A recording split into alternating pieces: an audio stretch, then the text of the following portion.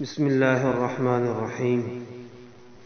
دین اسلام ہمیں یہ درس دیتا ہے کہ جب ایک جوڑے کا نکاح ہو جائے تو حتی الامکان اس کی کوشش کرنی چاہیے، ان کو خود بھی، دوست یار ان کو بھی، رشتہ داروں کو بھی، کہ یہ گاڑی اب مرتے دم تک جو ہے وہ چلتی رہے۔ اس سلسلے میں آج پہلے میں یہ بتلاؤں گا کہ ہم اگر اپنی بیٹی کو، بہن کو رخصت کر رہے ہیں تو ہمیں یہ احادیث سمجھا کر بھیجنا چاہیے۔ ہم اپنی بہن بیٹی کے لیے اچھے سے اچھا سامان، قیمتی سامان جو ہمیں توفیق ہو، بلکہ اس سے بڑھ کر ہم قرض ادھار بھی لے کر جو ہے ان کو وہ دیتے ہیں۔ ٹھیک ہے، اس پر بھی کبھی موقع ملا تو کلام کروں گا، لیکن ہمیں اس سے بڑھ کر اس بات کی ضرورت ہے کہ ہم دین کے مطابق ذہن بنا کر بھیجیں تاکہ وہ خوش و خرم رہے اپنے گھر میں، کیونکہ شادی ہو جانے کے بعد عورت کا اپنے میاں کے ساتھ رہنا دونوں خاندانوں کی اس میں عزت ہے اور دین کے مطابق یہی ہے۔ اجڑ کر آ جانا، طلاق لے لینا، یہ کوئی فخر کی بات نہیں، کامیابی کی بات نہیں، یہ ناکامی کی بات ہے۔ سب سے پہلے ایک روایت میں آتا ہے نبی کریم صلی اللہ علیہ وسلم کے فرمان کو مفہوم کہ جو عورت اس حالت میں مرے کہ اس کا شوہر اس سے راضی ہو تو وہ جنتی ہے۔ آپ دیکھ لیں، جنت میں جانے کا ایک طریقہ ہے اپنے خاوند کو راضی رکھیں، خوش رکھیں۔ ہمارا آپ صلی اللہ علیہ وسلم کے فرمان پر ایمان ہے۔ آپ نے فرما دیا کہ جو عورت اس حالت میں مر جائے کہ اس کا خاوند اس سے راضی ہے تو وہ جنتی ہے، بات ختم۔ یہ اپنی بیٹی کو سمجھا کر بھیجیں۔ اسی طرح ایک اور روایت ہے، اس کا مفہوم، جس میں آپ صلی اللہ علیہ وسلم کو سجدہ کرنے کی اجازت مانگی تھی صحابہ کرام رضوان اللہ تعالی علیہم اجمعین، تو آپ نے کیا ارشاد فرمایا تھا کہ اگر میں اجازت دیتا کہ کسی کو سجدہ کیا جا سکتا ہے تو میں عورت کو حکم دیتا کہ وہ اپنے خاوند کو سجدہ کرے۔ اب آپ صلی اللہ علیہ وسلم کیا فرما رہے ہیں کہ مجھے سجدہ کرنا پھر بھی جائز نہ ہوتا، میں عورت کو حکم دیتا کہ اپنے خاوند کو جو ہے، اپنے میاں کو وہ سجدہ کرے۔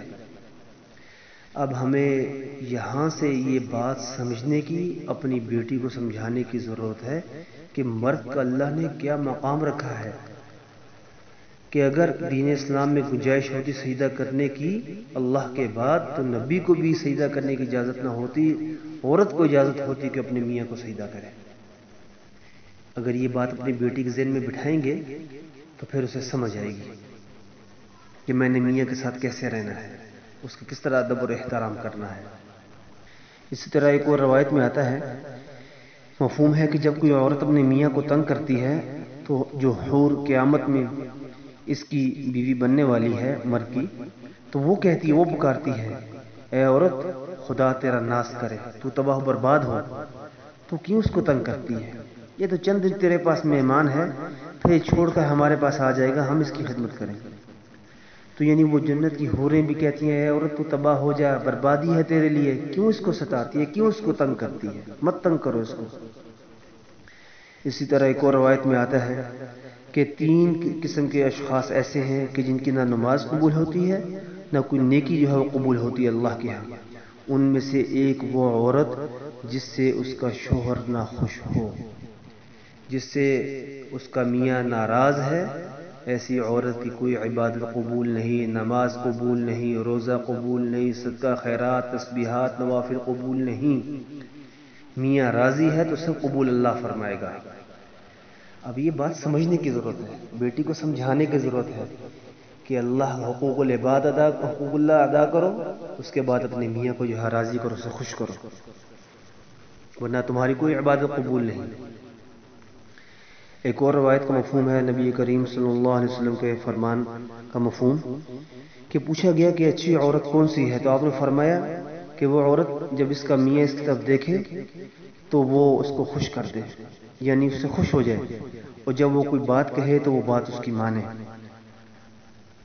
اب کیا فرما دیا کہ وہ عورت جس کی طرف اس کا میاں دیکھے تو وہ خوش ہو جائے، جب وہ بات کہے تو اس کی بات مانے، فرمائے کہ اچھی عورت ہے۔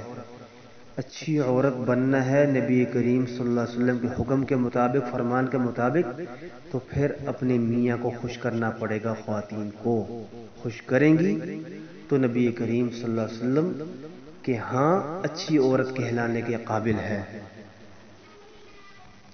یہ چند روایات میں نے آپ کو سنائی، تو ان سے ہمیں سبق حاصل کرنا چاہیے کہ کس طرح ہم نے اپنی بیٹی بہن کے گھر کو بسانا ہے، اجاڑنا نہیں ہے، کیا سمجھا کر ہم نے ان کو بھیجنا ہے، کیا سکھانا ہے۔ آج ہم کیا سکھا کر بھیجتے ہیں کہ کس طرح میاں کو قابو کرنا ہے، اگر ماں باپ کے ساتھ وہ رہ رہے کس طرح علادہ ہونا ہے، اور کس طرح جو ہے اس کو اس کے ماں باپ کے خلاف کرنا ہے۔ ہم الٹی باتیں سکھا کر بھیجتی ہیں جو دین کے خلاف ہے، خود بھی گناہ گار ہوتی ہیں، اپنی بہن اپنی بیٹی کے گھر کو بھی اجاڑتی ہیں۔ بہت سارے واقعات ہمارے سامنے آتے ہیں جس میں قصور کس کا نکلتا ہے طلاق میں؟ لڑکی کی ماں کا قصور نکلتا ہے کہ اس نے بیٹی کو غلط باتیں بتائیں، سمجھائیں، بیٹی کم عمر تھی، نہ سمجھ تھی، ماں کی بات مانتی رہی، اور نتیجہ کیا نکلا؟ طلاق لے کر گھر آ کر بیٹھ گئے۔ اگر ہم اس طرح تربیت کر کے بھیجیں گے، یہ باتیں سکھا کر بھیجیں گے، تو انشاءاللہ گھر بسیں گے۔ اور آخر میں یہ بات بھی کر دوں، ابھی انشاءاللہ اگلے کلپ میں جو مرد کے حقوق ہے نا، جو مرد کے حقوق ذمہ ہے کہ عورت کے ساتھ کس طرح اس نے رہنا ہے، وہ بھی بیان کروں گا۔ تو یہ نہ سمجھنا کہ صرف خواتین کے متعلق جو میں سنا رہا ہوں، انشاءاللہ وہ بھی آپ سامنے آئے گا۔ اللہ ہم سب کو سمجھ اور عمل کی توفیق عطا فرمائے۔